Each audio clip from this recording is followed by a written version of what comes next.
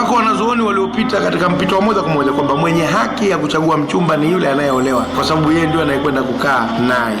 Idhini itatoka kwa huyu mzazi, aghlabu anaitwa wali, ya kwamba sasa tuko tayari kumpokea huyo kama mume. Kuna wamezigawa baina idhini na ridhaa, na Abu Hanifa hasa ndio alopita hivyo, akasema kuna idhini na kuna ridhaa. Idhini inatoka kwa wali, lakini ridhaa inatoka kwa muolewa. Kwa hivyo itakapotokea idhini na ridhaa kugongana, tutafuata ridhaa, hatufati idhini. Maana idhini ni ile inomtoa katika familia yao kumpeleka katika familia yako au yenu, ile ni idhini, sasa mchukueni.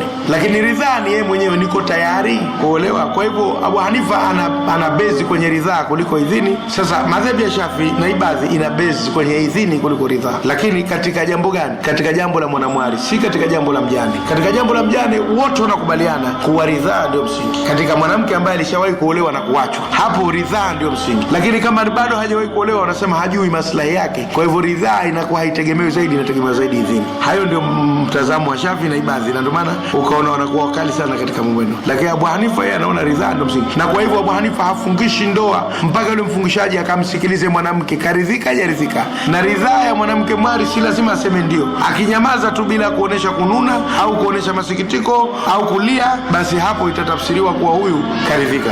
Na hata hicho kilio, viko vilio vingine vya aibu na haya navyo vinatafsiriwa. Lakini lazima katika madhehebu Hanifa uende ukachukue ridhaa ya mwanamke, awe mjane awe mwanamwali. Lakini katika madhehebu ya Ibadhi mathalan na Shafi, si lazima kuchukua ridhaa yake mpaka awe mjane. Akiwa mjane lazima mkachukue ridhaa yake.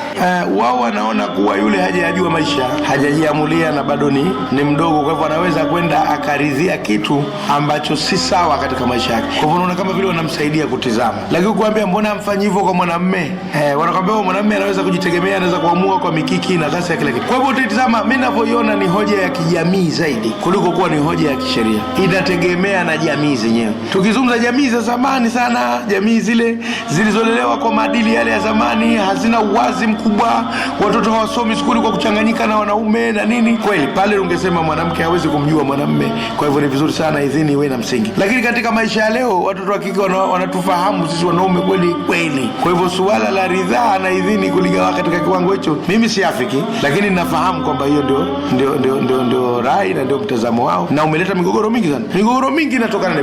Kwa hivyo katika ukipita kwenye rai za kina Abu Hanifa upate migogoro, kwa sababu ridhaa ya mwanamke ndio inayoamua kuliko idhini, na kwa hivyo atachagua anayemtaka. Sasa yakitokea katika maisha matatizo, mnamwambia ulichagua mwenyewe unayemtaka, sasa you are responsible, pambana nayo namna ya kurekebisha. Kwa hivyo anapokuja nyumbani kwa ajili ya malalamiko, anakuja akiwa makini sana, haleti tu vikesi vya ovyo ovyo. Lakini hii ya kufika huku kwamba idhini ndio yenye nguvu, akipata jambo tu, baba na mama, mume mlienipa bwana na matatizo, anakuwa kila siku analeta migogoro, kwa sababu si choice yake.